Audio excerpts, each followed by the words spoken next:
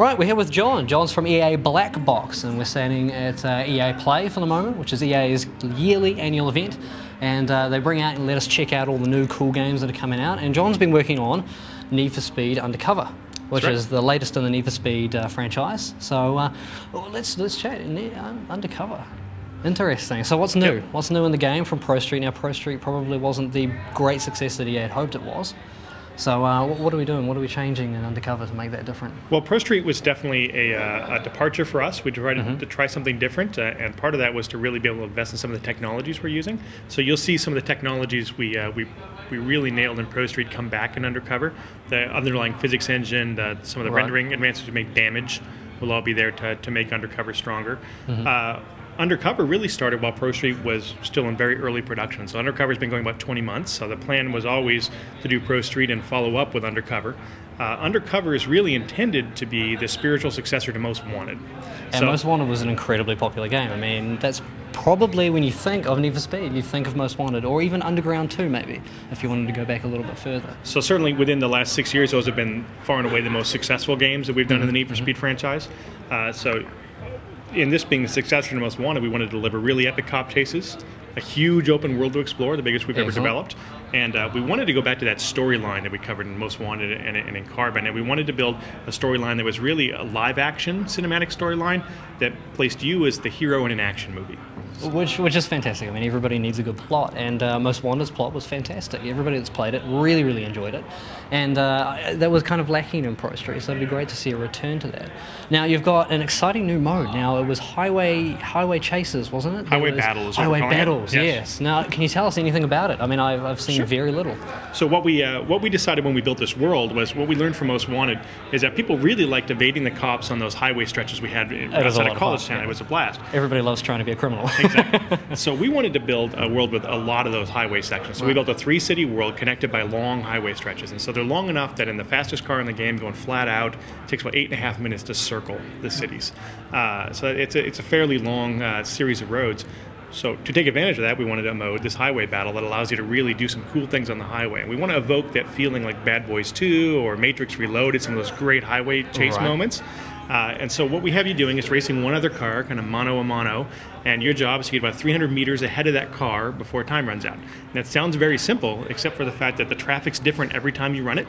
Traffic's quite randomized. It comes in dense traffic, loose traffic, traffic moving around lane to lane, and all the traffic cars have an AI scheme assigned to them. So they'll panic if they see some guy coming up behind them at 200 kilometers an hour, and they'll swerve, they'll get in the way.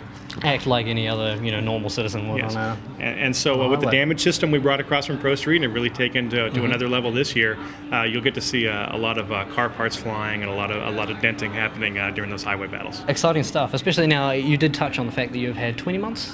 About 20 months. So a little bit longer than the usual Need for Speed cycle. Now EA has been pushing them out for about a year, about 12 months development cycles. So they come out every year, but for the last 4 years or so, we've been building them with 2 teams. So, So we have one core team, and they start in development, and they run about 18, 20 minutes. This one's about 20, so this one lasts a little bit longer. But they run while we're in production of the other team. And then the main team that finishes a game that year then rolls their key artists and engineers across to finish the game that's been in concept for the last 9 months or so. Give it the polish that exactly. Need for Speed always has. That's exciting. Now, multiplayer. Let's talk about multiplayer. Now, console-wise, are we seeing some system link? Or are we just seeing same box kind of multiplayer? We're seeing live or PlayStation Network play? We've really looked to push the live and PlayStation Network play quite a bit. So we didn't do System Link this year, and we decided not to do split screen. So what we're focusing on is that multiplayer experience. We wanted to make sure that we found that with split screen, we lost a little bit of the fidelity of the gameplay. It was a little bit challenging. So we wanted to keep it focused on the visuals and the controls. So that the live play this year is a couple of race modes, circuit, sprint, those sorts of modes, the racing that you'd normally do in a Need for Speed game, and a new mode we've developed called Cops and Robbers. Cops and Robbers? Yes, it's a team-based mode. So you have 4 cops, 4 robbers. They go at it against one another. The robbers need to grab money in the world and get it to a safe house, and the cops need to bust them.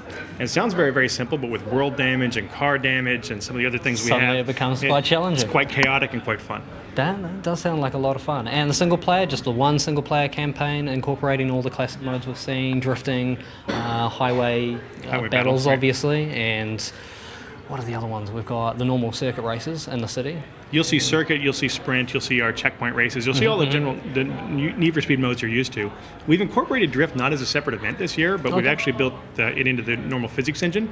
So at any point you can hit the handbrake twice, tap A twice, and you or X on the PS3, and you can break into a drift. So and break into a drift. Right. Yes, and you get points for that. We built a bit of an RPG system in it this year based on driver skills. So if you can dominate events, or if you can do cool things in the open world, cool driving maneuvers, which I'll show you with the heroic driving engine later, you will be able to get points. Those points will accrue to a driver level, and those driver levels will actually improve the performance of the cars you drive and give you special unlocks. Giving the game more of a flow. We hope so, yeah, definitely. Exciting stuff. Thank you very much for your time, John. No problem. It was a pleasure. John from EA Black Box. Thanks.